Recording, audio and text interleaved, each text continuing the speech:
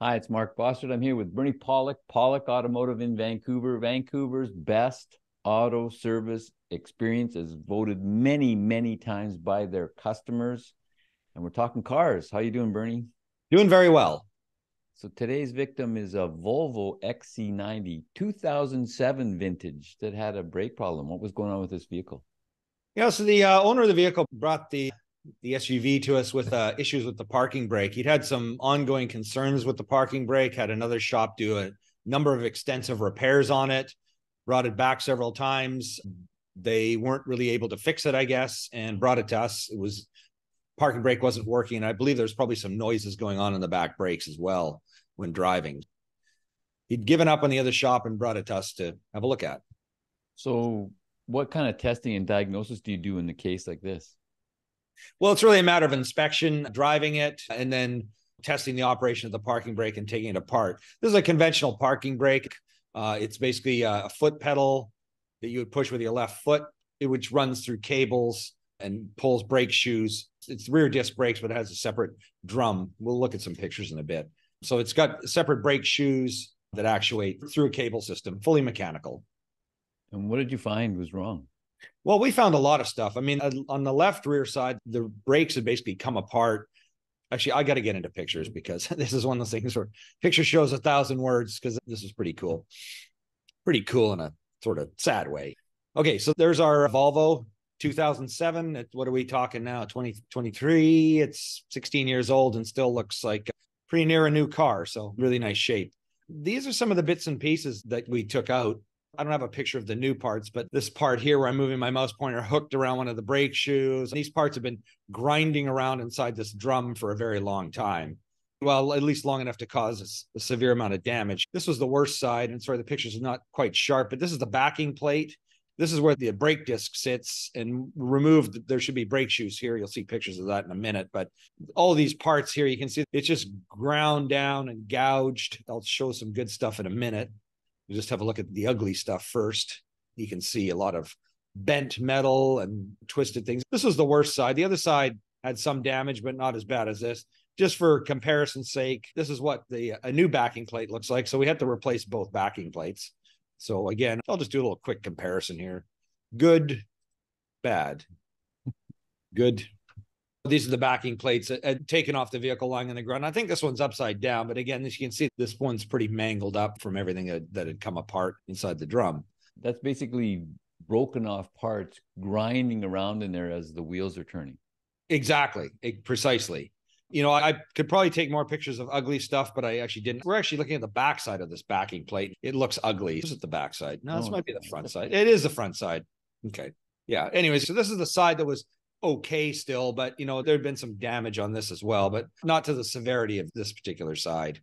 There's a view of the brake shoes in good shape.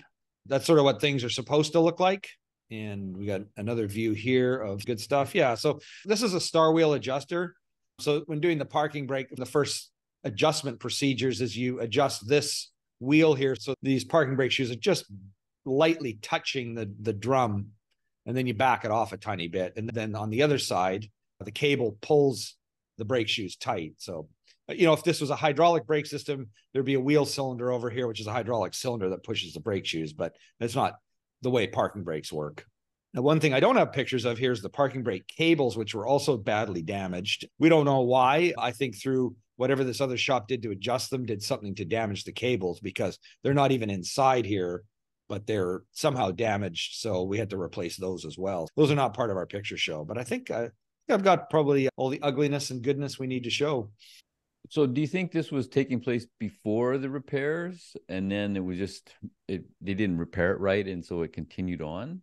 I can only speculate that they didn't repair it properly and then tried to fix it by over adjusting. The customer probably came back saying, hey, the pedal kind of goes down. So instead of taking everything apart and maybe looking at it as closely as they should have, I'm only speculating, but you know, they adjusted the cables instead and ended up just adjusting it too tight to the point where it just ground down and wore out. That'd be all I can think of, unless something wasn't put together properly, which could be the case on the left side. And if something fell apart, probably didn't go as thoroughly as they should have to inspect it, because you know, the fact that you can see why all those other parts got damaged because something fell apart, but Why the cables got damaged, I don't really know. It seems really odd.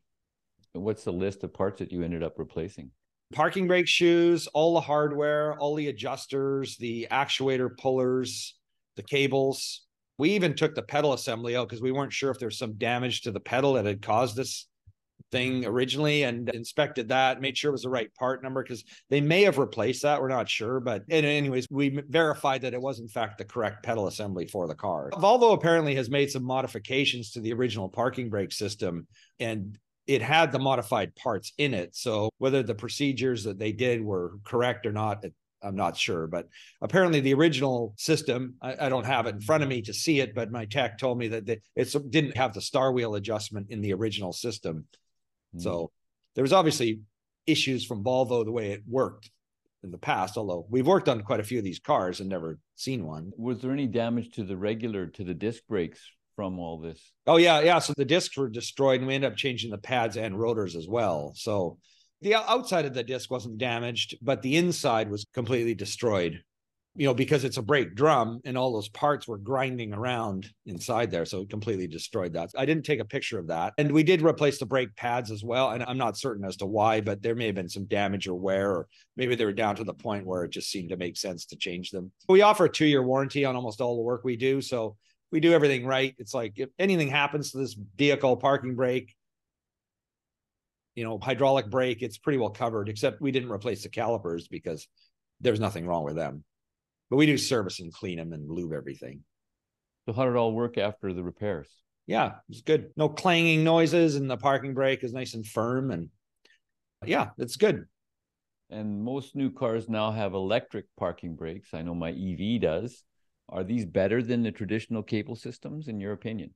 I think so. It depends on the car, though. I was just reflecting on this thought a little bit, and that it's simpler in a way because most of them will actually have an electric actuator on the brake caliper, so it's kind of all contained in one spot. You don't have a bunch of cables running around the car. You just push a button, sends an electrical signal, the motor just goes and locks it up. It makes for a little more work when you're changing the brake pads because you have to spin that parking brake actuator back.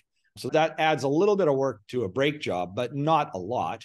And less mechanical pieces, it makes it simpler. I will say, like Range Rovers, I don't know if brand new ones do this, but for years, a lot of Range Rovers would have a parking brake. They'd have the brake shoes, just like what we showed you in these pictures, actuated by cables, but it was an electric parking brake. And the actual actuator was some big motor box that would pull the cables, and it was located up above the differential. And it's a really expensive thing to fix. And we've done those a few times. So most of the time they're good. Some manufacturer does something silly, but yeah, I think electric parking brakes are pretty good. I think people who like to do drifts and spins don't like them so much because they like the kind of lever ones. Most people aren't driving like that, but some people, like to have that ability to swing. The one thing I guess about the electric parking brake, it takes away your ability to micro adjust how much brake is being applied.